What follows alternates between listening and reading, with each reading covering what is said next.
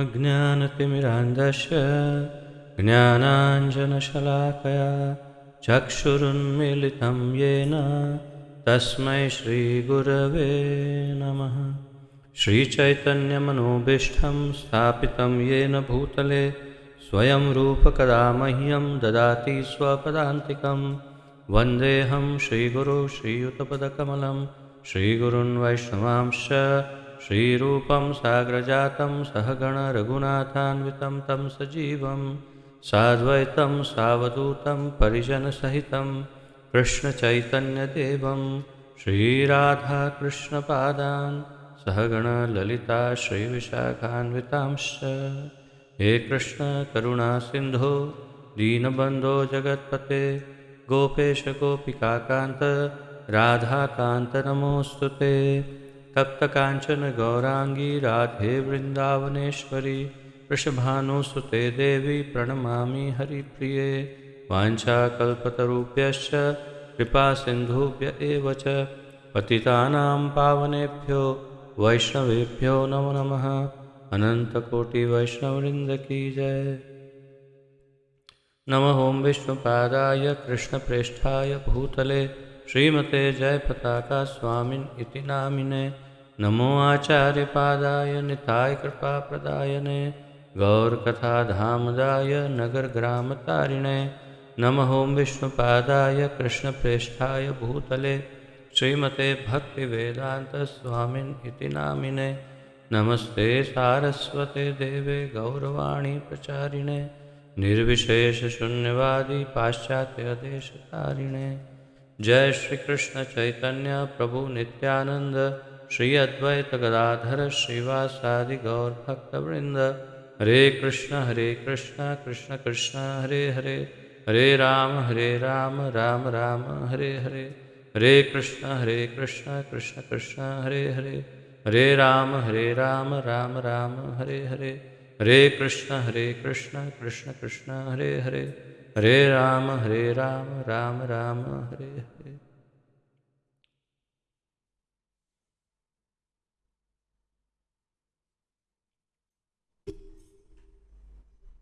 आप सबका स्वागत है आज के इस महत्वपूर्ण ज्ञान यज्ञ में, जिसमें हम श्रीमद् भगवद गीता यथारूप का सम्मिलित अध्ययन कर रहे हैं।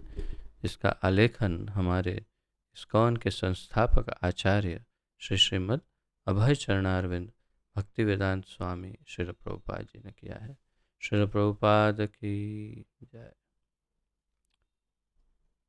तो आज से हम छठे अध्याय का प्रारंभ कर रहे हैं।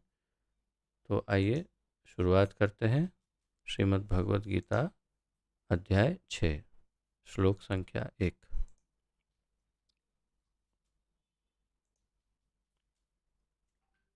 इस छठे अध्याय का शीर्षक जो है वो है ध्यान योग। शीर्षक महत्वपूर्ण है। आपकी टेस्ट जो आप दे रहे हैं ऑनलाइन, उन टेस्ट में भी ये प्रश्न आते हैं और भविष्य में भी दीक्षा के समय भी जिनकी दीक्षा नहीं हुई उन्हें भी ये प्रश्न अवश्य पूछे जाएंगे दीक्षा के समय। भगवद गीता के अध्यायों के शीर्षक बताइए। तो ये सब आपको कंठस्थ करना चाहिए। और छठे अध्याय का शीर्षक है ध्यान योग।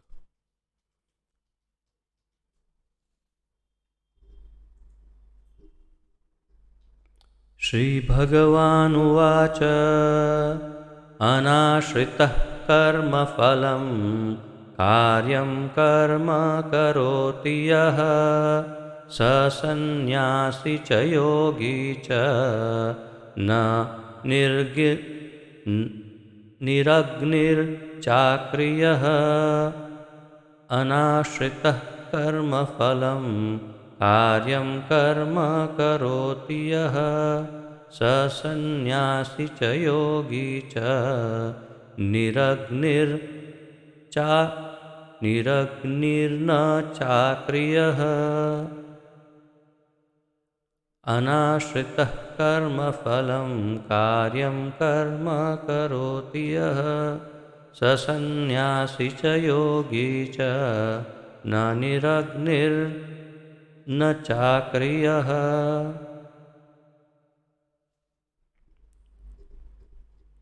श्री भगवान उवाच। शब्दार्थ अनुवाद तात्पर्य श्रील प्रभुपाद जी द्वारा। श्री भगवान उवाच। श्री भगवान ने कहा, अनाश्रितः शरण ग्रहण किए बिना कर्म फल की कार्यम कर्तव्य कर्म कर्म करोति करता है, यह जो सह वह सन्यासी च भी योगी च भी न नहीं निहि रहती रहित अग्नि न तो च भी अक्रियः क्रियाहीन। श्री भगवान ने कहा, जो पुरुष अपने कर्मफल के प्रति अनासक्त है और जो अपने कर्तव्य का पालन करता है, वही सन्यासी और असली योगी है। वह नहीं जो न तो अग्नि जलाता है और न कर्म करता है। अनुवाद। जो पुरुष अपने कर्मफल के प्रति, श्री भगवान ने कहा, जो पुरुष अपने कर्मफल के प्रति अनासक्त है और जो अपने कर्तव्य का पालन करता है, वही सन्यासी और असली योगी है। वह नहीं जो न तो अग्नि जलाता है और न कर्म करता है। इससे पूर्व पंचम अध्याय में बिल्कुल अंत में भगवान ने ध्यान योग का एक रेखा चित्र प्रस्तुत किया। रोड मैप अंग्रेजी में कहते हैं। और इससे ये पता चलता है कि अब आगे क्या करने वाले हैं भगवान, अर्थात ये आगे क्या बोलने वाले हैं छठे अध्याय में। तो उसका रेखा चित्र हमने देखा पांचवें अध्याय के अंतिम श्लोकों में। और अब प्रारंभ कर रहे हैं पहले सन्यास की बात, जो काफ़ी गहराई से सन्यास की बात पंचम अध्याय में की, और कर्म की बात की तथा विविध प्रकार के कर्म समझाए। अर्थ कर्म योग ही था मूल तो विविध प्रकार के कर्मों को समझाया भगवान ने। अब शुरुआत कर्म संन्यास और इन सब से करते हुए धीरे धीरे स्टेप बाय स्टेप भगवान अब ध्यान योग की तरफ आगे प्रयाण कर रहे हैं। कह रहे हैं, कर्मफल के प्रति अनासक्त है जो पुरुष अपने कर्मफल के प्रति अनासक्त है और जो अपने कर्तव्य का पालन करता है। तो ये सब बड़े विस्तार से अनेक अनेक अनेक अनेक बार ये चर्चा पांचवें अध्याय में भगवान ने की कि जो अपने कर्मों के फलों के प्रति अनासक्त है और जो अपने कर्तव्य पालन को छोड़ता भी नहीं, वही सन्यासी और असली योगी है। तो योगी कौन है या असली सन्यासी कौन है, इस बात का परिचय या इस बात का इसकी व्याख्या यहाँ भगवान कर रहे हैं। असली सन्यासी कौन है, असली योगी कौन है?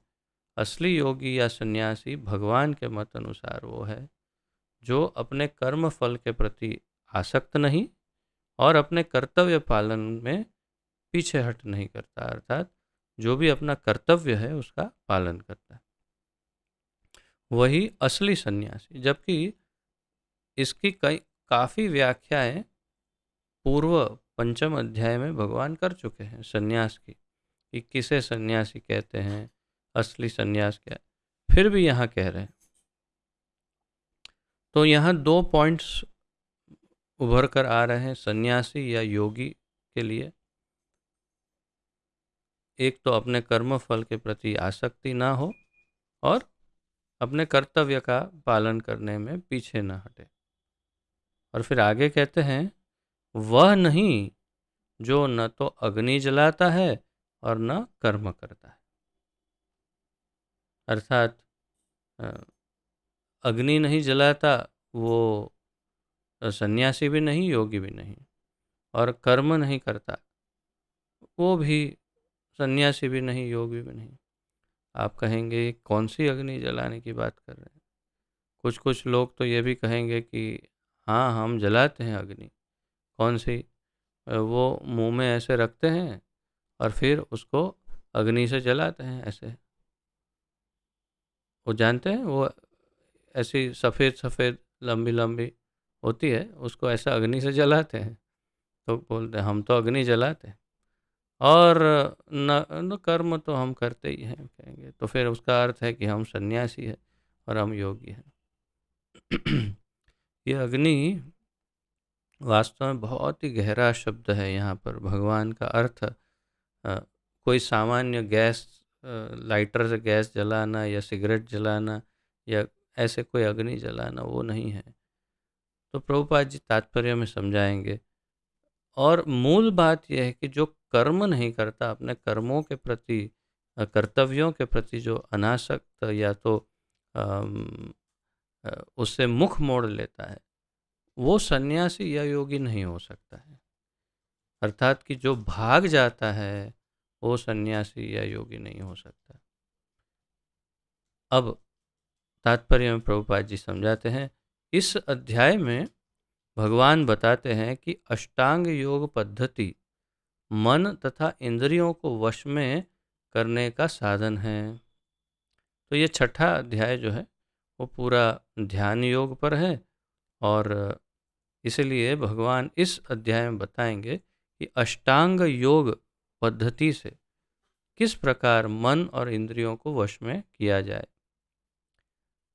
किंतु इस कलयुग में सामान्य जनता के लिए इसे संपन्न कर पाना अत्यंत कठिन है। प्रभुपाद जी का ये मत है, आचार्य का मत है कि इस कलयुग में इस ध्यान पद्धति को या इस प्रकार की योग पद्धति को करना अत्यंत कठिन है। यद्यपि इस अध्याय में अष्टांग योग पद्धति की संस्तुति की गई है, किंतु भगवान बल देते हैं कि कर्म योग या कृष्ण भावनामृत में कर्म करना इससे श्रेष्ठ है। पूर्व के अध्याय पंचम अध्याय में तो पहले ही स्पष्ट कह चुके हैं कि संन्यास और कर्म योग इन दोनों में से कौन सा श्रेष्ठ है। तो उन्होंने कहा कि कृष्ण भावनामृत में कर्म योग जो है वो संन्यास से श्रेष्ठ है। ऐसा पहले ही बता चुके हैं, स्पष्ट कर चुके हैं। उसी बात को यहाँ प्रभुपाद जी बता रहे हैं कि भगवान बल देते हैं कि कर्मयोग या कृष्ण भावनामृत में कर्म अर्थात भक्ति युक्त कर्म करना इससे श्रेष्ठ है। किससे? संन्यास से श्रेष्ठ है या अष्टांग योग पद्धति आदि से श्रेष्ठ है। इस संसार में प्रत्येक मनुष्य अपने परिवार के पालनार्थ तथा अपनी सामग्री के रक्षार्थ कर्म करता है। सामान्य लोग क्यों कर्म करते हैं, या जो भी अपना बिजनेस या नौकरी जो कुछ भी कर रहे हैं क्यों करते हैं? ताकि वे अपने परिवार का पालन पोषण कर सके और जो सामग्री है अर्थात जो भी धन धान्य या जो कुछ घर में है उसका आरक्षण हो सके, रक्षा हो सके। किंतु कोई भी मनुष्य बिना किसी स्वार्थ, किसी व्यक्तिगत तृप्ति के, चाहे वह तृप्ति आत्म केंद्रित हो या व्यापक, कर्म नहीं करता। प्रभुपाद जी कह रहे हैं कि बिना स्वार्थ के कोई कर्म नहीं करता। सामान्य ये सार्वजनिक वैश्विक बात कर रहे हैं प्रभुपाद जी, किसी व्यक्ति विशेष की बात नहीं। तो लगभग सारे लोग अपने स्वार्थ के लिए ही कर्म करते हैं। तो कैसे कैसे, जैसे अ, किसी व्यक्तिगत तृप्ति के, चाहे वह तृप्ति आत्मकेंद्रित हो या व्यापक। तो ये इस वाक्य में कुछ अर्थ छिपा है। जैसे अगर पहले से देखें तो इस संसार में प्रत्येक प्रत्येक मनुष्य अपने परिवार के पालनार्थ या सामग्री की रक्षा के लिए कर्म करता है, लेकिन कोई मनुष्य बिना स्वार्थ के कर्म नहीं करता, जैसा कि किसी व्यक्तिगत तृप्ति के लिए, अर्थात अपनी इंद्रियों की तृप्ति के लिए, अपनी इंद्रियों के या अपने सुख भोग के लिए अपनी इंद्रिय तृप्ति, या फिर आत्म केंद्रित तृप्ति के लिए, या तो फिर व्यापक तृप्ति के लिए, अर्थात कि अपने पूरे परिवार के इंद्रिय तृप्ति या सुख भोग के लिए, या फिर पूरे समाज की तृप्ति के लिए या सुख भोग के लिए, पूरे देश विश्व के, लेकिन सबकी इंद्रिय तृप्ति के लिए। तो इसमें जो मूल हेतु है वो तो फिर भी नष्ट हो रहा है, क्योंकि वो, जैसे कि हमारे जितने भी मंत्री आदि हैं, सामान्य मंत्रियों से लेकर के प्रधानमंत्री जी तक, जो कोई भी जो कुछ भी कर रहे हैं, वो हम सबकी इंद्रिय तृप्ति में कोई बाधा न आए, उसके लिए व्यवस्था बना रहे हैं। इसके लिए व्यवस्था नहीं बना रहे ताकि हम आध्यात्मिक रूप से उन्नत हो सके। ये भेद है। आध्यात्मिक रूप से उन्नत हो सके इसलिए वे नहीं बना रहे हैं। किस लिए व्यवस्था कर रहे हैं? ताकि हम भौतिक रूप से उन्नत हो सके।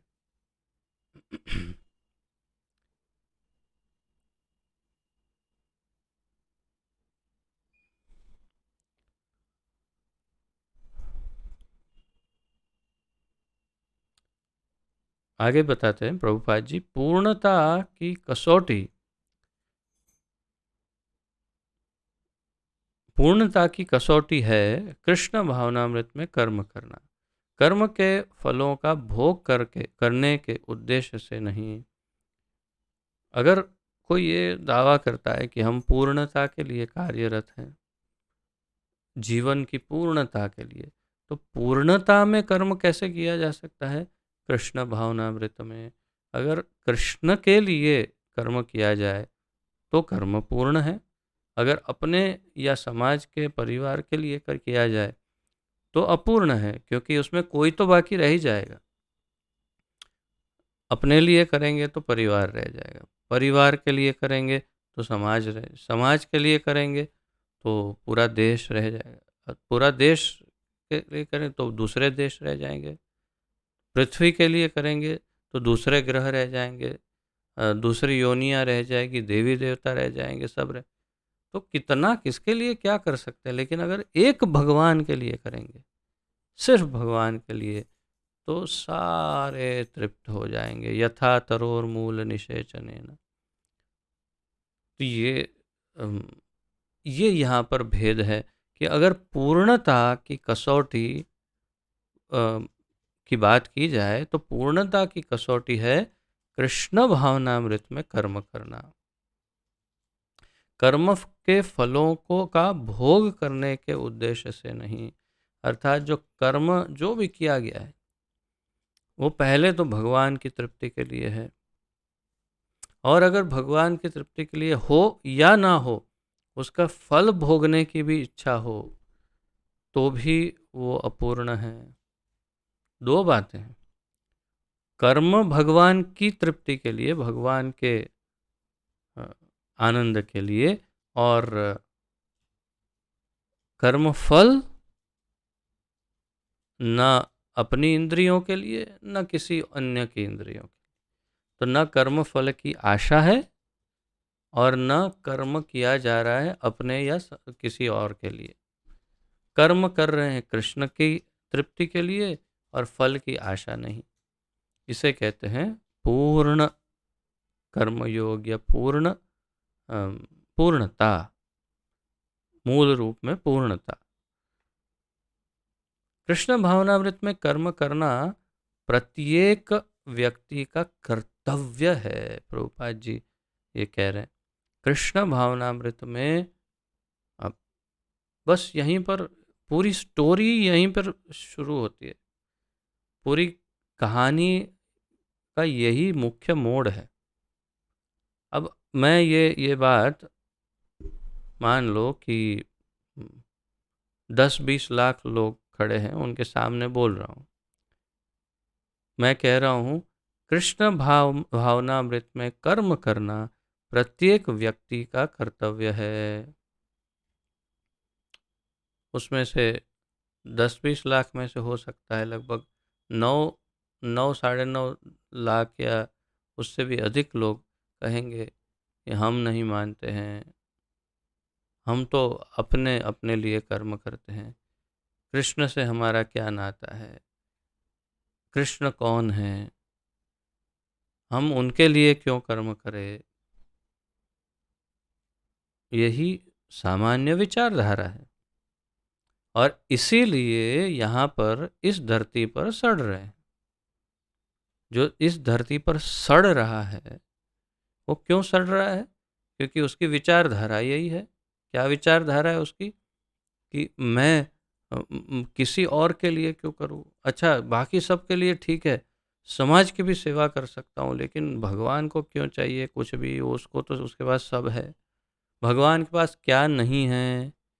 मैं क्यों किसी और के लिए, भगवान के लिए क्यों करूं? बाकी सब के लिए कर सकता हूं, भगवान के पास सब है, उसके लिए क्यों करूं? ये विचारधारा है। और जबकि सत्य क्या है? सब कुछ भगवान के ही निमित्त है। और अगर भगवान संतुष्ट है तो सब संतुष्ट रहेंगे। यस्मिन तुष्टे जगत तुष्टम। यस्मिन तुष्टे, भगवान अगर संतुष्ट है तो जगत तुष्टम, पूरा जगत तुष्ट होगा। और समसिद्धिम हरितोषणम, ये सब कुछ किसके लिए है? भगवान की संतुष्टि के ही लिए है। समसिद्धिम, जो कुछ भी है वो सारी सिद्धियां हरितोषणम, कृष्ण के आनंद, तोषण, संतुष्टि के लिए, उनके आनंद के लिए ही है। उनकी अपनी रचना है, वो अपने आनंद के लिए है। तो कृष्ण भावनामृत में कर्म करना प्रत्येक व्यक्ति का कर्तव्य है। अगर ये बात, केवल इतनी बात ही पूरा समाज समझ जाए, केवल इतनी बात अगर स्वीकार कर ले, सिर्फ स्वीकार भी कर ले, तो भी मैं आपको ये दावे के साथ कह सकता हूँ कि पूरा का पूरा समाज सुखी और शांत हो जाएगा, कोई परेशानी नहीं होगी।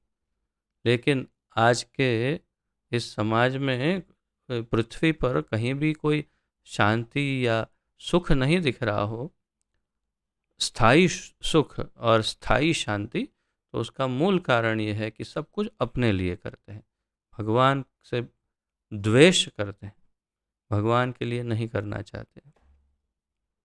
तो इसलिए प्रभुपाद जी आगे बताते हैं, क्योंकि सभी लोग परमेश्वर के अंश है, इसलिए परमेश्वर की सेवा करना अंश का कर्तव्य है। एक अंश है और एक अंशी है। अंशी जो है वो सेवा ग्रहण करता है और अंश जो है वो सेवा प्रदान करता है। और वो होना चाहिए वैसे, लेकिन ऐसा हो नहीं रहा तो दुखी होता है। शरीर के अंग पूरे शरीर के लिए कार्य करते हैं। शरीर के अंग अपनी तुष्टि के लिए नहीं, अपितु पूरे शरीर की तुष्टि के लिए कार्य करते हैं। जैसे हाथ बहुत मेहनत करता है, पूरा जैसे आटा बनाता है, रोटियां बनाता है, सब्जी बनाता है, और सब कुछ बना करके थाली में सजाता है, और फिर ऐसे सब्जी और रोटी ले करके अपने आप को, एक हाथ दूसरे हाथ को, दूसरा हाथ एक हाथ को ऐसे डालते हैं। क्यों? ऐसा करने से क्या होगा? नहीं नहीं नहीं, हमने मेहनत की है, हम किसी को नहीं देंगे। हमने मेहनत की है, हाथ कहते हैं, हम ये किसी को भी नहीं देंगे। पेट होता कौन है? ये मुंह होता कौन है खाने वाला? इस पर हमारा अधिकार है, हम किसी को भी नहीं देंगे, ऐसा हाथ पकड़ के बैठे नहीं, हमारा अधिकार है। तो क्या होगा आप जानते हैं। इसीलिए हर एक अंग को कार्य करना है केवल उदर के लिए, पेट के लिए। और जब पेट में डालते हैं तो पूरा शरीर, वो स्वयं भी जो करने वाले अंग है वो भी स्वयं संतुष्ट हो जाते हैं। इसी प्रकार जो जीव अपनी तुष्टि के लिए नहीं अपितु परब्रह्म की तुष्टि के लिए कार्य करता है, वही पूर्ण सन्यासी या पूर्ण योगी है। वही यस्मिन तुष्टे जगत तुष्टम या समसिद्धिम हरितोषणम। जो यदि भगवान संतुष्ट होते हैं तो सब संतुष्ट होंगे, और यदि हमारे पास कुछ भी है तो उसका प्रयोजन भगवान की संतुष्टि है। जो कुछ हमारे पास है वो सब भगवान की संतुष्टि के लिए हमें दिया गया है। और हम क्या करते हैं, चोर हैं हम सब चोर हैं। जैसे ईशोपनिषद में कहा, माँ गृद कस्य स्विद धनम, चोरी मत करो, दूसरे का मत छीन लो, नहीं तो तुम चोर कहे जाओगे। तो चोर हैं ही हम। क्यों? हम भगवान की प्रॉपर्टी, भगवान का जो कुछ है उस पर ही अपना अड्डा जमा के बैठे और अपनी इंद्रियों को सहला रहे हैं भगवान के सब भगवान की सामग्री से। बहुत भयानक फल जो मिलेगा वो तो भयानक ही मिलेगा, स्वाभाविक है। तो यहाँ पर ये जो उदाहरण दिए हैं, ये उदाहरण शरीर के उदाहरण, और ये सब श्रीमद् भागवत के चौथे अध्याय के 31वें, चौथे स्कंद के 31वें अध्याय के 14वें श्लोक, यथा तरोर्मूल निषेचनेन तृप्यन्ति तत्स्कंद भुजोपशाखाः प्राणोपहारा च यतेन्द्रियाणाम तथैव सर्वाहरणम अच्युतेज्य। ये जो श्लोक है उस श्लोक की यहाँ पर व्याख्या पूरे पूरे तात्पर्य में दी गई है।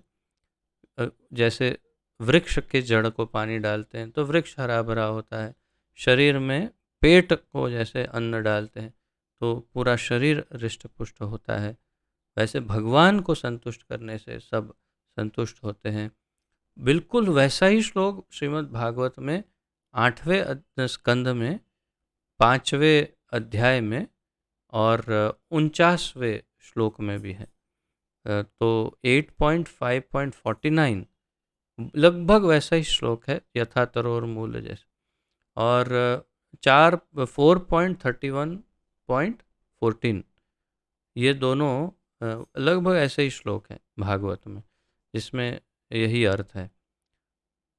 आगे प्रभुपाद जी कहते हैं, कभी कभी सन्यासी सोचते हैं कि उन्हें सारे कार्यों से मुक्ति मिल गई, अतः वे अग्निहोत्र यज्ञ करना बंद कर देते हैं। लेकिन वस्तुतः वे स्वार्थी हैं, क्योंकि उनका लक्ष्य निराकार ब्रह्म से तादात्म्य स्थापित करना होता है। तो प्रभुपाद जी यहाँ पर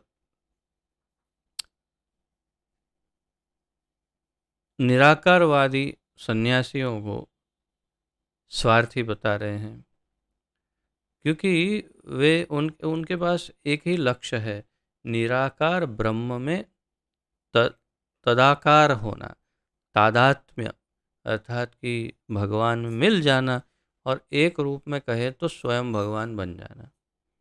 और इसलिए एक दूसरे को नमो नारायण कहते हैं कि भैया अरे नारायण हो आप तो, और वो भी उन्हें कहते हैं हाँ आप भी नारायण हो। एक दूसरे को नारायण के रूप में देखने लग जाते हैं। अहम ब्रह्मास्मि या तत्वम असि सोहम, ये सारे सूत्रों से भी यही सिद्ध होता है कि अपने आप को भगवत तत्व समझने लगते हैं, या भगवान में अपने आप को, चलो कुछ नहीं तो भगवान में मिलाना तो चाहते ही हैं।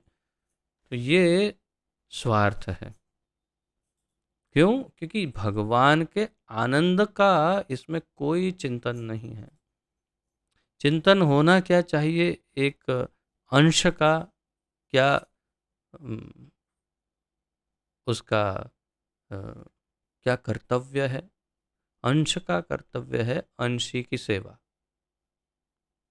और ये सन्यासी क्या सोचते हैं, मैं उसमें मिल जाऊंगा, लेकिन भगवान को पूछो क्या आप चाहते हैं कि मैं आप में मिल जाऊं? भगवान कहेंगे तो फिर मैंने तुझे पहले ही क्यों अलग किया है? अगर मिलाना ही था तो फिर तुझे पहले से अलग किया क्यों भाई? इसीलिए अलग किया ताकि तू मेरी सेवा कर सके।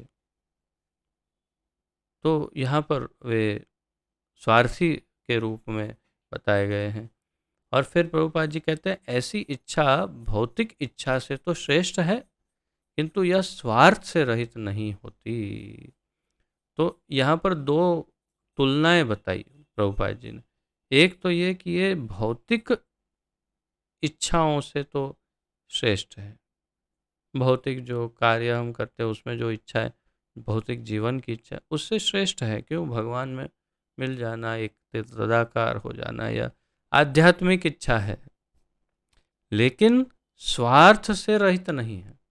स्वार्थ अवश्य इसमें निहित है, क्या भगवान में मिलना है मुझे, ये एक स्वार्थ है।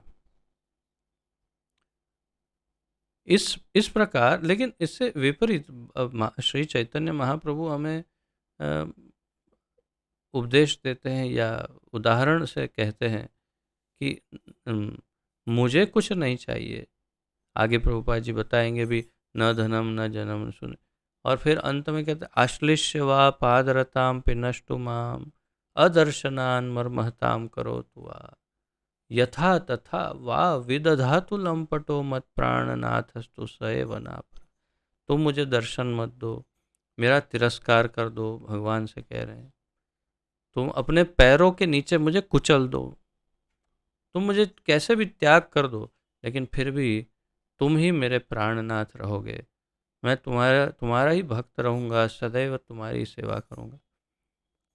इसमें आप देखिए कहीं भी स्वार्थ नहीं है, स्वार्थ का एक एक बिंदु तक नहीं है।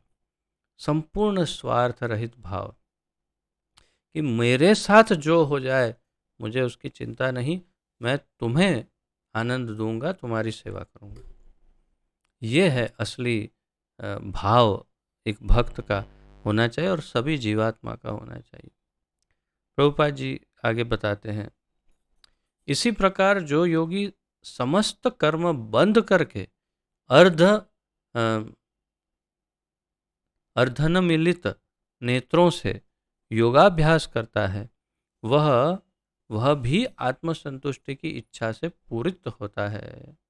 तो जो पहले बताया 5वें अध्याय के अंत में कि आधी आँख खोल के यहाँ देखो, ये करो, वो करो, जो इस प्रकार जो योगाभ्यास करता है वो भी आत्मसंतुष्टि की इच्छा से कर रहा है। तो इच्छा तो उसी में भी है, किंतु कृष्ण भावना भावित व्यक्ति बिना किसी स्वार्थ के पूर्ण ब्रह्म की तुष्टि के लिए कर्म करता है। यही सबसे बड़ा अंतर है। कृष्ण भावना भावित एक भक्त जो है वो कोई भी स्वार्थ नहीं, केवल भगवान की संतुष्टि के लिए कर्म करता है। कृष्ण भावना भावित व्यक्ति को कभी भी आत्मतुष्टि की इच्छा नहीं रहती। तो आप अपने आप को देखिएगा, क्या हमें आत्मतुष्टि की इच्छा कहीं ना कहीं है हमारे अंदर? अगर इच्छाएं हैं, दो प्रकार की इच्छाएं, बहुत ही प्रकार की होती हैं, लेकिन दो मुख्य प्रकार से कि एक तत्काल इच्छा, अर्थात आपने समोसा देखा, ओह समोसा खाना, इच्छा हो गई, फिर सोचा नहीं नहीं नहीं हम नहीं खाना है, तो ये उसमें कोई तो ठीक है, ये तो शरीर है पूरा, हमारा जो मानवीय प्रकृति है, तो ऐसी इच्छा आएंगी जाएंगी। लेकिन स्थायी इच्छा, मुझे तो ये करना ही है, क्यों? अपने लिए, और फिर भगवान की सेवा के लिए थोड़ा थोड़ा समय दूंगा, लेकिन मुख्य हेतु मुझे अपनी ये इच्छा पूरी करनी है।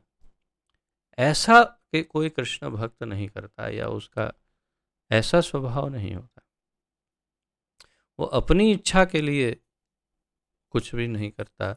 उसकी छोटी मोटी ऐसी इच्छाएं आए जाए अलग बात है, परंतु स्थायी रूप से अपनी इच्छा के पीछे भागना, वो कभी नहीं करता एक कृष्ण भक्त। उसका एकमात्र लक्ष्य प्रभुपाद जी बताते हैं आगे, कृष्ण को प्रसन्न करना रहता है। कृष्ण भावना भावित व्यक्ति का या कृष्ण भक्त का एकमात्र लक्ष्य कृष्ण को प्रसन्न करना रहता है। अतः वह पूर्ण सन्यासी या पूर्ण योगी होता है। इसलिए वही स्वयं ही पूर्ण सन्यासी या पूर्ण योगी होता है। त्याग के सर्वोच्च प्रतीक भगवान श्री चैतन्य महाप्रभु प्रार्थना करते हैं। प्रभुपाद जी कहते हैं कि जो त्याग के सर्वोच्च प्रतीक है, वैराग्य के सर्वोच्च प्रतीक है, ऐसे भगवान श्री चैतन्य महाप्रभु प्रार्थना करते हैं। शिक्षाष्टकम में लिखते हैं, न धनम न जनम न सुंदरीम कविताम वा जगदीश कामये मम जन्मनि जन्मनीश्वरे भवताद भक्तिर अहैतुकी त्वयि। न धनम, धन नहीं चाहिए, न जन्म, कोई मेरे अनुयायी, कोई सेवक नहीं चाहिए, न सुंदरीम, सुंदर पत्नी या सुंदर स्त्रियां नहीं चाहिए, कविताम वा, बहुत मैं प्रभावशाली कुछ ज्ञान प्राप्त करूं और कुछ बड़े बड़े भाषण दूं और लोग मेरी बात सुने, या कविता जैसे, उसे कविता कहते हैं, तो कविता की तरह अब प्रभावशाली मैं कुछ ज्ञानी रहूं, वो भी नहीं चाहिए। तो जगदीश काम ये, मुझे और कुछ इच्छा नहीं है भगवान।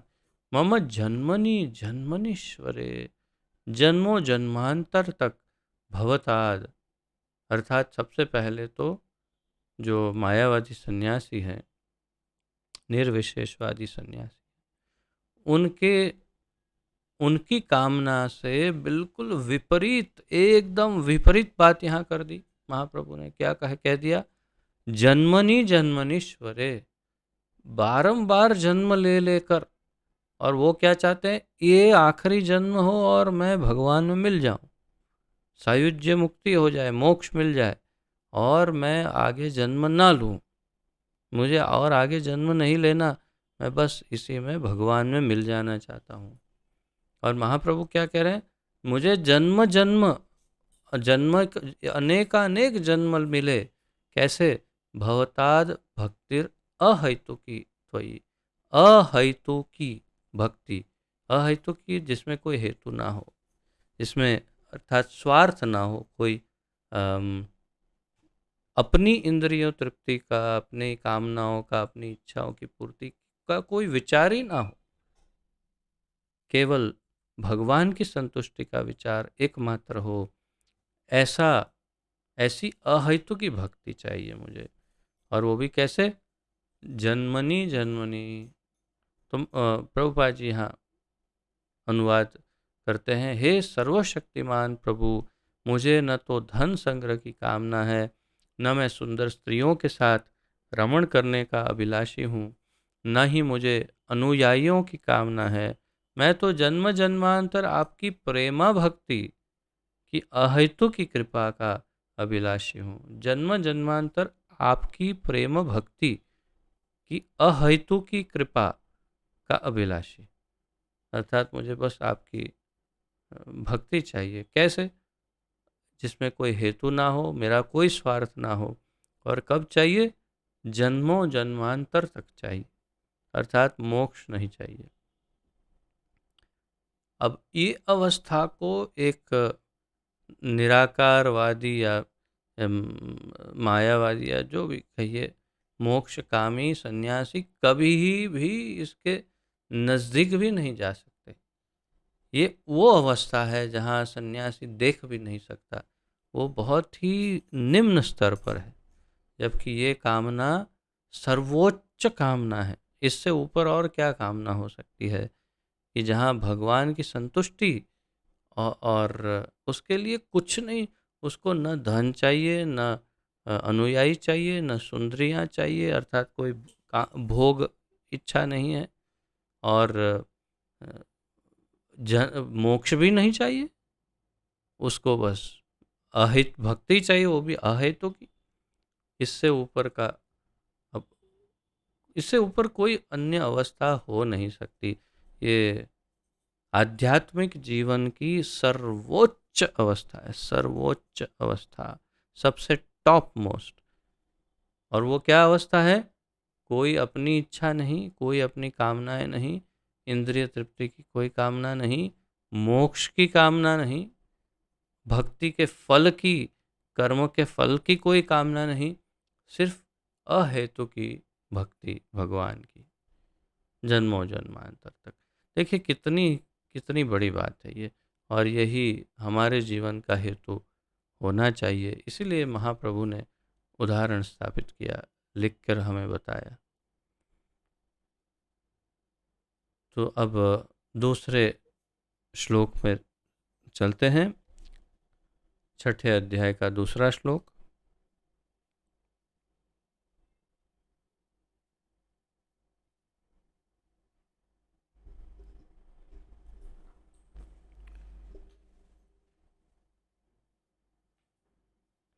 यं संन्यासमिति प्राहुर्योगं तं विद्धि पाण्डव, न ह्यसन्न्यस्तसङ्कल्पो योगी भवति कश्चन।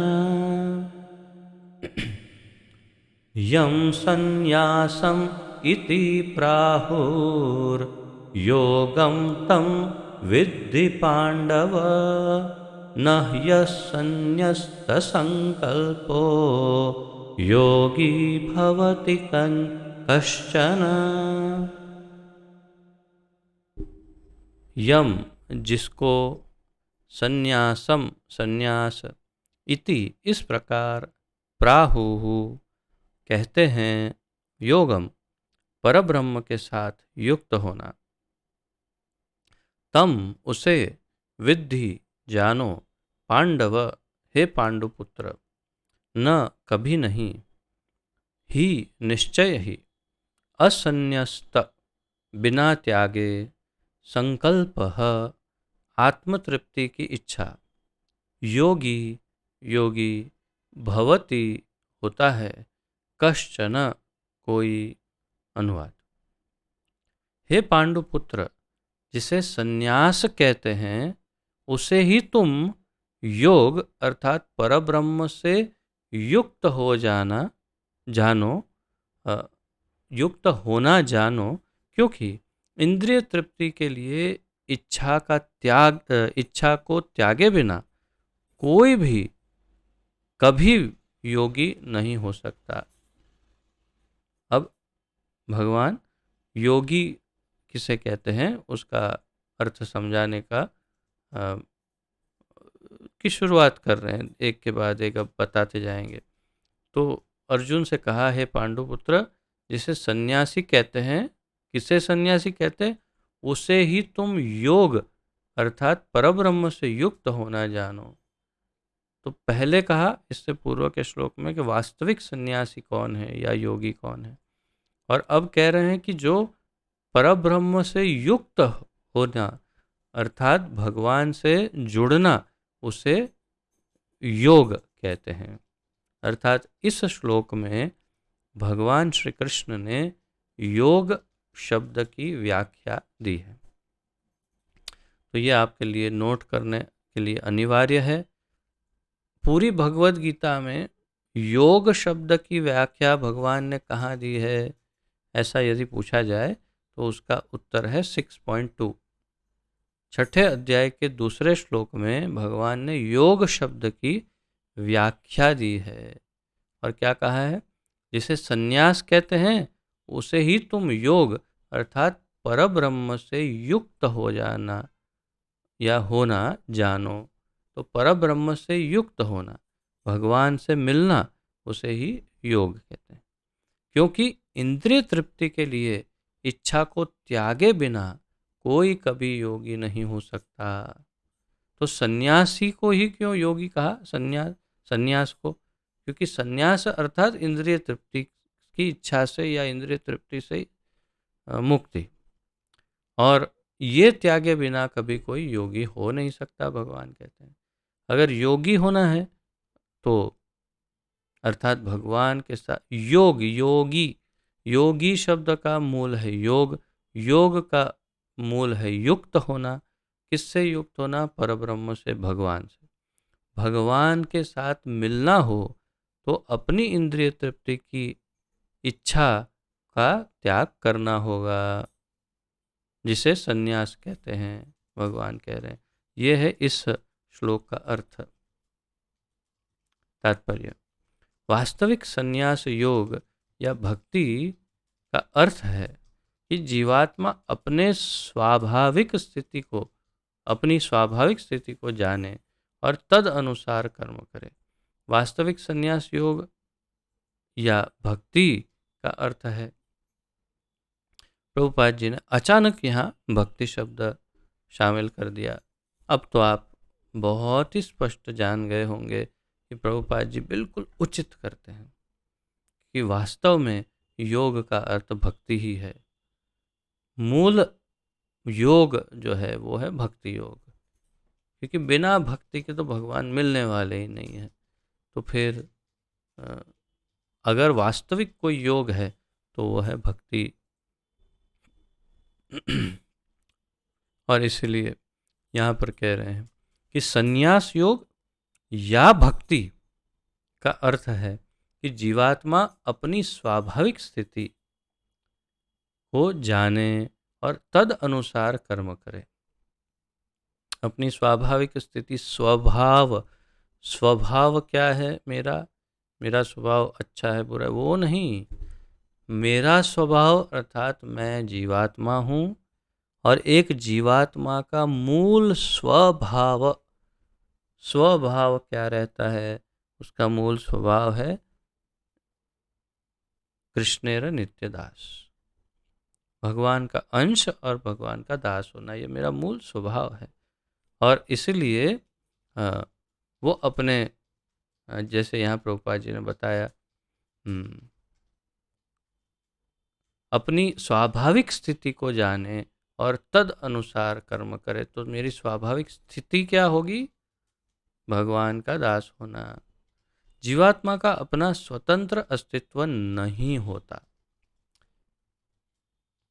ये बात भी अगर समझ में आ जाए तो भी समझो बेड़ा पार हो गया। अगर इतना ही समझ में आ जाए कि मैं जीवात्मा हूँ और मेरा अपना स्वतंत्र अस्तित्व नहीं हो सकता, अगर इतना समझ में आ जाए तो भी बेड़ा पार। अर्थात वह परमेश्वर की तटस्था शक्ति है। जब वह माया के वशीभूत होता है तो वह बद्ध हो जाता है, किंतु जब वह कृष्ण भावना भावित रहता है, अर्थात आध्यात्मिक शक्ति में सजग रहता है, तो वह अपनी सहज स्थिति में होता है। तो आप कल्पना कीजिए, आपके सामने दो गोलाकार है, यहाँ पर एक यहाँ, और मध्य में एक छोटा सा बिंदु है। वो जो छोटा बिंदु है वो है जीवात्मा, एक तरफ का गोलाकार है वो है कृष्ण, और दूसरी तरफ का गोलाकार है वो है माया। तो ये बिंदु जब तक माया के प्रभाव में है तो क्या होता है? जब वह माया के वशीभूत होता है तो वह बद्ध हो जाता है। इसलिए जब वो माया के वशीभूत होता है तो बद्ध हो जाता है, पकड़ में आ जाता है, और उसमें ही रहता है, माया में, भगवान को भूल जाता है। किंतु जब वह कृष्ण भावना भावित रहता है, अर्थात वो जब कृष्ण की ओर जाता है, तो अर्थात आध्यात्मिक शक्ति में सजग रहता है, तो वह अपनी सहज स्थिति में होता है, तो वो मुक्त हो जाता है वास्तव में, और भगवान की सेवा में लग जाता है अपनी वास्तविक सहज स्थिति में। इस प्रकार जब मनुष्य पूर्ण ज्ञान में होता है तो वह समस्त इंद्रिय तृप्ति को त्याग देता है, अर्थात समस्त इंद्रिय तृप्ति के कार्यकलापों का परित्याग कर देता है। ये स्वाभाविक होना चाहिए, बिल्कुल स्वाभाविक, कृत्रिम रूप से नहीं हो सकता। नहीं तो विश्वामित्र जी या शौबरी मुनि जैसे अनेक जो हैं वैसी अवस्था हो सकती है। 60,000 वर्ष तक अपनी इंद्रियों को कंट्रोल में रखा। सोचो तो सही, 60,000 वर्ष तक इंद्रियों को कंट्रोल में रखा और 60 मिनट में मेनका ने तोड़ दिया। एक डांस परफॉर्मेंस दिया होगा 60 मिनट का, तो इतना तो लगता ही है एक अच्छा डांस परफॉर्मेंस देने में। तो 60 मिनट तक उन्होंने कुछ अच्छा परफॉर्मेंस दिया होगा और विश्वामित्र जी ने कहा ओके, आइडिया कैंसल। क्या कैंसल? नहीं, अभी शादी करेंगे, चलो बस। तो ऐसा ऐसा कब होता है? जब भगवान में मन न लगा हो, जब भगवान की तुष्टि के लिए इंद्रियां न लगी हो, तो ऐसा हो सकता है। कृत्रिम रूप से आर्टिफिशियली अगर दमन करते हैं तो ऐसा होगा।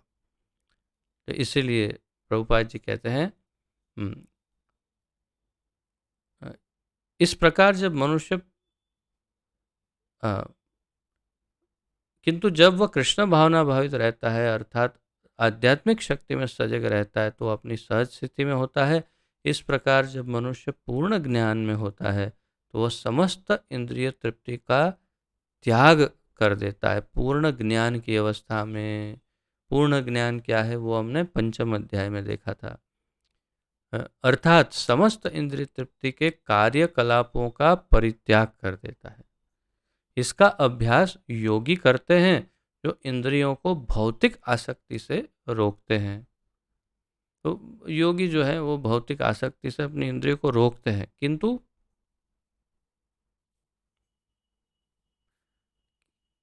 मुझे कुछ याद आ गया इसलिए, पर मैं थोड़ा हिचकिचा रहा हूँ, शेयर करूँ कि नहीं। एक यहाँ यहाँ अनेक हजारों साधु हैं, हजारों लाखों साधु ब्रज में होते हैं। एक विशिष्ट साधु हैं जो सुबह सुबह आप जब मंगला में जा रहे हैं तो वो परिक्रमा लगाते हैं, दौड़ के परिक्रमा लगाते हैं। पूरे शरीर में वस्त्र नहीं पहनते, केवल कौपिन पहनते हैं, वो भी स्टील का कौपिन पहनते हैं, कपड़े का नहीं, स्टील का कटोरी टाइप का कौपिन पहनते हैं और चेन से बांधते हैं और ताला लगाते हैं। अब इसका अर्थ क्या है कि वे अपनी इंद्रियों को ताला मार के रखे हैं, वश में रखते हैं। अब अगर हम सामान्य दृष्टिकोण से देखें तो इस प्रकार इंद्रियां कंट्रोल में आ नहीं सकती है जब तक मन संपूर्ण रूप से कृष्ण में नहीं निवेशित होता। तब तक कैसे होगा? तो स्वाभाविक रूप से इंद्रियां, जैसे यमुनाचार्य जी ने अपने पद में कहा कि कृष्ण में ऐसा मन लग गया है कि जैसे ही मैं स्त्री संग का विचार करता हूँ तो मुंह बिगड़ जाता है और थू थू हो जाता है मुंह से एकदम से। तो वो है स्वाभाविक स्थिति, स्वाभाविक स्थिति जीव की, कि वो कृष्ण में ही आनंद प्राप्त करता है। इंद्रियों में उसे आनंद मिलता नहीं, या मिले या ना मिले उसको बहुत तुच्छ लगता है। परम दृष्टवा निवर्तते, उसको बहुत वो आनंद तुच्छ लगता है। वही सत्य है वास्तव में। तो यहाँ पर ऐसे साधुओं की, योगी की बात है कि जो भौतिक आसक्ति से अपने आप को रोकते हैं, किंतु कृष्ण भावना भावित व्यक्ति को तो ऐसी किसी भी वस्तु में अपनी इंद्रिय लगाने का अवसर ही नहीं मिलता जो कृष्ण के निमित्त ना हो। और वैसा ही होना चाहिए। अगर कोई भक्त अपनी इंद्रियों को दिन में 90, 80, 90% भगवान में लगाए और फिर कहे कि नहीं, इतना समय हम अपनी इंद्रियों को थोड़ी छूट दे देंगे, तो ऐसा कभी कार्यरत नहीं होगा। क्योंकि वो जो थोड़ी छूट है इंद्रियों की, वो पूरा का पूरा, क्या कहते हैं उसको, अंग्रेजी में कहते हैं गेम चेंजर, अर्थात कि पूरी की पूरी कहानी पलट सकता है अगर थोड़ी सी छूट दी जाए तो इंद्रियों को। इंद्रियां पूरी तरह कृष्ण में निवेशित हो, तभी हम पूर्ण योग की अवस्था में हो सकते हैं। लेकिन एक जो कृष्ण भावना भावित व्यक्ति है, उसे तो ऐसा अवसर ही नहीं मिलता। पूरा समय बिजी रहता है भगवान को तुष्ट करने के लिए। फलतः कृष्ण भावना भावित व्यक्ति सन्यासी तथा योगी साथ साथ होता है। ये बड़ा महत्वपूर्ण वाक्य है। फलतः अर्थात इसका परिणाम क्या है कि कृष्ण भावना भावित व्यक्ति, एक कृष्ण भक्त जो है, वो सन्यासी और योगी दोनों होता है। अर्थात एक कृष्ण भक्त स्वाभाविक रूप से सन्यासी है और स्वाभाविक रूप से योगी भी है, क्योंकि भगवान से ही जुड़ रहा है, वो जुड़ा हुआ ही है, तो योगी भी है। और सन्यासी इसलिए क्योंकि सारी इंद्रियां तो भगवान की सेवा में लगी है। ऋषि के न ऋषिकेश सेवनम, सारी इंद्रियां भगवान की सेवा में लगी, इसलिए वो सन्यासी है और योगी है। ज्ञान तथा इंद्रिय निग्रह योग के ये दोनों प्रयोजन कृष्ण भावनामृत द्वारा स्वतः पूरे हो जाते हैं। ये दोनों प्रयोजन जो इंद्रिय निग्रह योग के जो प्रयोजन हैं, उद्देश्य, वो दोनों पूरे पूरे हो जाए। क्या? ज्ञान तथा इंद्रिय निग्रह निग्रह योग के दो प्रयोजन। योग के जो योग अर्थात यहाँ ध्यान योग, तो ध्यान योग के जो दो प्रयोजन हैं अर्थात उद्देश्य हैं, क्या? एक तो इंद्रियों को कंट्रोल में रखना एकदम, और ज्ञान प्राप्त करना। ये किसी भी योग में कहो, चलो ध्यान योग नहीं, किसी भी योग में ये दो प्रयोजन जो है वो कृष्ण भावनामृत में स्वतः अपने आप पूरे हो जाते हैं। हम जैसे अभी चर्चा कर रहे हैं वो गुह्य ज्ञान की ही तो चर्चा कर रहे हैं। ये ज्ञान नहीं, क्या है ये ज्ञान है। तथापि इंद्रिय निग्रहों का प्रश्न ही नहीं, क्योंकि संपूर्ण समय इंद्रियां कृष्ण की सेवा में लगी रहती है, इसीलिए दोनों प्रयोजन पूर्ण होते हैं। यदि मनुष्य स्वार्थ का त्याग नहीं कर पाता तो ज्ञान तथा योग व्यर्थ रहते हैं। ये वाक्य स्वर्णिम वाक्य है, सबसे महत्वपूर्ण। यदि मनुष्य स्वार्थ का त्याग नहीं कर पाता तो ज्ञान तथा योग व्यर्थ रहते हैं। स्वार्थ अगर हो तो ज्ञान बेकार है, स्वार्थ अगर हो तो योग नहीं हो सकता। क्यों? जहाँ स्व है वहाँ कृष्ण नहीं है, जहाँ मैं हूँ वहाँ कृष्ण नहीं है, जहाँ कृष्ण है वहाँ मैं नहीं हो सकता। अर्थात मैं नहीं हो सकता, मैं नहीं हो सकता नहीं, मैं आई नहीं हो सकता। वहाँ केवल के होगा, हर स्थिति में के, हमारे जीवन के केंद्र में के कृष्ण। और हमारे जीवन में कहीं भी मैं या आई नहीं, तब होगा। अगर थोड़ा भी स्वार्थ है कि नहीं थोड़ा मेरे लिए, तो हो गया, फिर योग नहीं होगा। और जैसे यहाँ कहा कि अ, ज्ञान ज्ञान भी नहीं हो सकता। तो ये वाक्य मेरे विचार से काफ़ी महत्वपूर्ण है। मनुष्य यदि स्वार्थ का त्याग नहीं कर पाता तो ज्ञान और योग व्यर्थ है, बेकार है। जीवात्मा का मुख्य ध्येय तो समस्त प्रकार की आत्मतृप्ति को त्याग कर परमेश्वर की तुष्टि करने के लिए तैयार रहना है। तो हर प्रकार की आत्मतृप्ति को त्यागना है जीवात्मा को, और परमेश्वर की तृप्ति के लिए सोचना है। अब ये हमारे जैसे भौतिकवादी जीवों के लिए ये बड़ी बहुत ही कठिन परिस्थिति एक प्रकार से हो सकती है। ऐसे कैसे होगा कि हम अब आप देखिए, जो जैन होते हैं। अब देखिए किस प्रकार का कठोर जीवन जीते हैं, बहुत ही तपस्या करते हैं। क्यों? इंद्रियों का भोग जो है उसे छोड़ने के लिए।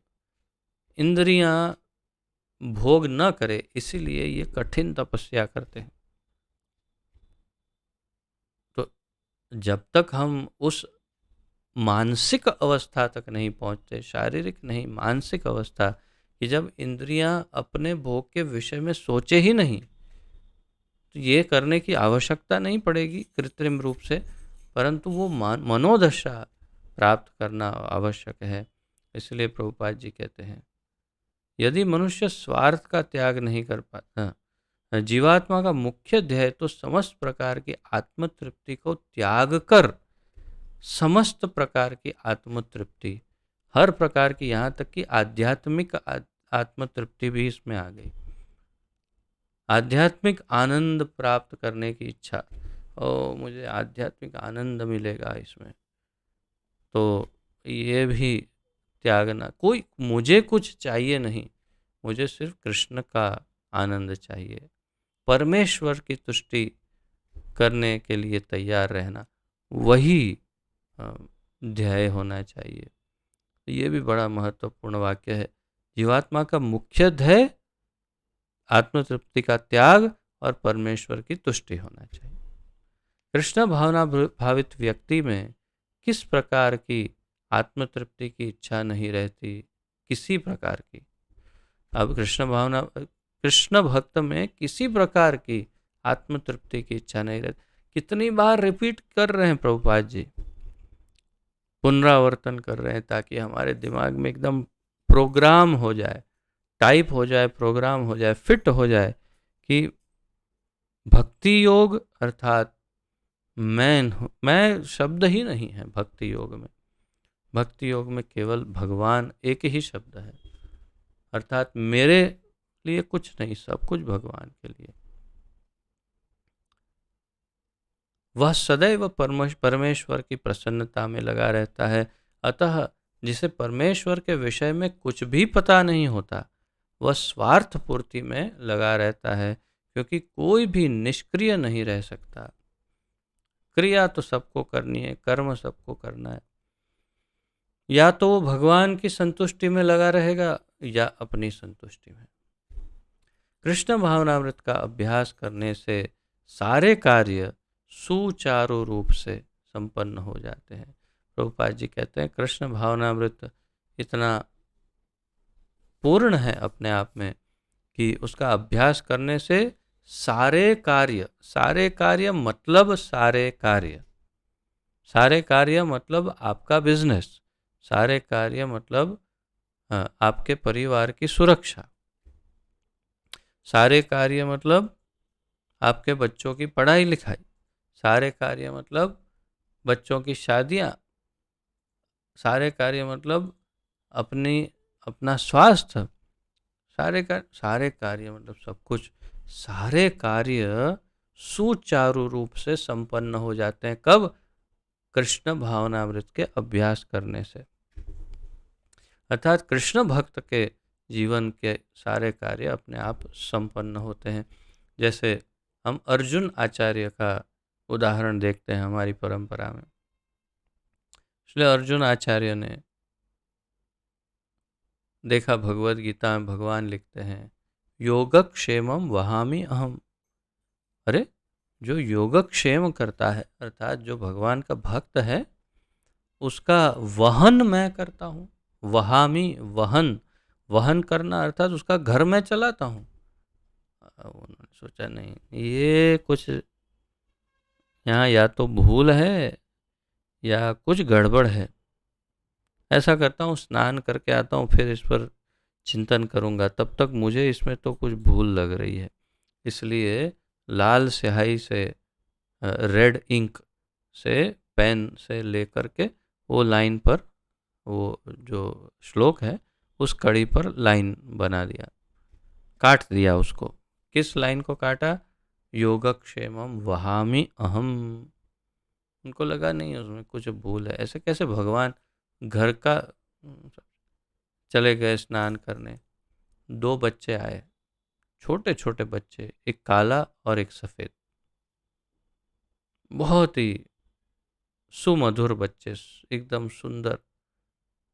और आकर के उनकी पत्नी को कहा, मैया ज़रा थोड़ा सा वो आपका भंडार रूम जो है, गोडाउन, उसका ताला खोल दीजिए, सामान रखना है।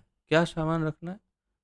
अरे ये आचार्य जी ने, अर्जुन आचार्य जी ने भेजा है, ये सब सामान रखवा दे। क्या भेजा है? देखा तो पूरे बड़े बड़े वो बैलगाड़ा, वो बैलगाड़ी भर भर के सामान, इतना सारा सामान, और घर का सब सामान भेजा है। अरे कहाँ से मिला उनको? अरे उनको कुछ मिल गया। चलो ठीक है, पता नहीं, वो तो स्नान करने गए, इतनी देर में कैसे इतना सामान प्राप्त किया। चलो तुम दोनों बोल रहे हो तो रखवा देते हैं। जब बच्चे सामान रख रहे थे तो अ, उनकी पत्नी ने देखा, काला बच्चा जो है उसकी पीठ पर ऐसा लाल निशान है। उसको बोला, अरे इधर आ, इधर आ, इधर आ, इधर आ। ये क्या हो गया? पीछे क्या हुआ? ये चोट कैसे आई? अरे नहीं नहीं मैया, वो कुछ नहीं है, चोट आ गई। नहीं नहीं नहीं नहीं नहीं नहीं, बताओ ये कैसे चोट आई? अरे नहीं, आपको दुख हो जाएगा, ऐसे नहीं। नहीं, बताओ मुझे क्या हुआ? नहीं, वो तो अर्जुन आचार्य जी है ना, उन्होंने मार दिया मुझे। क्या बात कर रहे हो? मैं अपने पति को अच्छी तरह से जानती हूँ, वो कभी इस तरह का कृत्य नहीं कर सकते, ऐसा कार्य कभी नहीं कर सकते।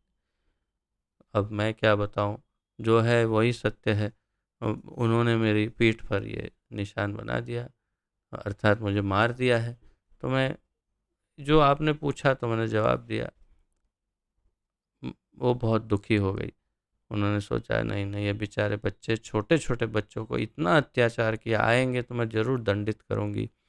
बच्चों को पूछा, ऐसा करो कुछ खा के जाओ। वो, ठीक है, खिला दीजिए मैया। तो उनको बिठा के दोनों बच्चों को भोजन करवाया, और फिर चले गए बच्चे। ये आचार्य जी आए और कहा कि ये क्या हुआ, ये पूरे घर में इतना सारा सामान कहाँ से आ गया?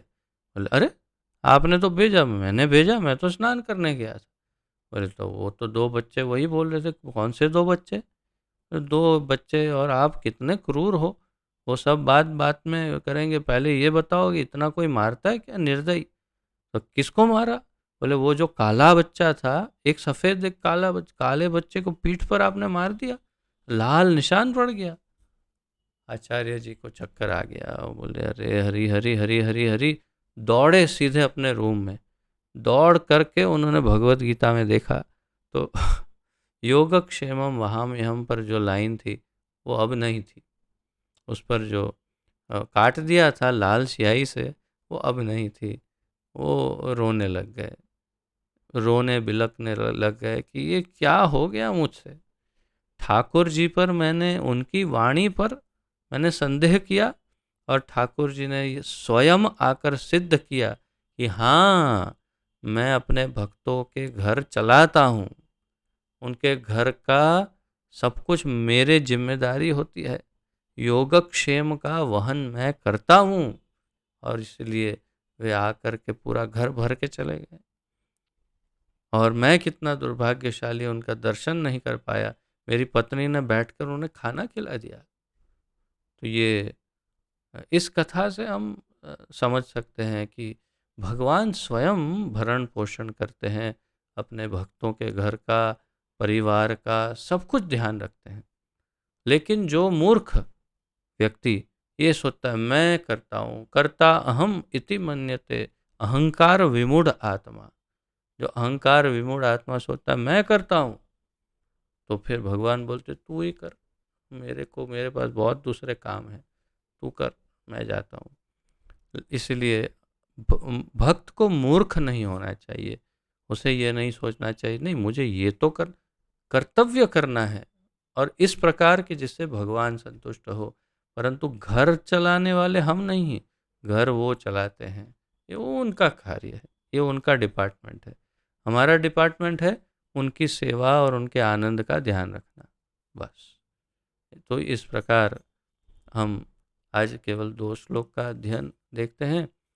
तीसरे श्लोक से कल अध्ययन आगे बढ़ाएंगे। किसी का यदि कोई प्रश्न, उत्कंठा, जिज्ञासा आदि हो तो प्रस्तुत कर सकते हैं, अन्यथा विराम लेंगे।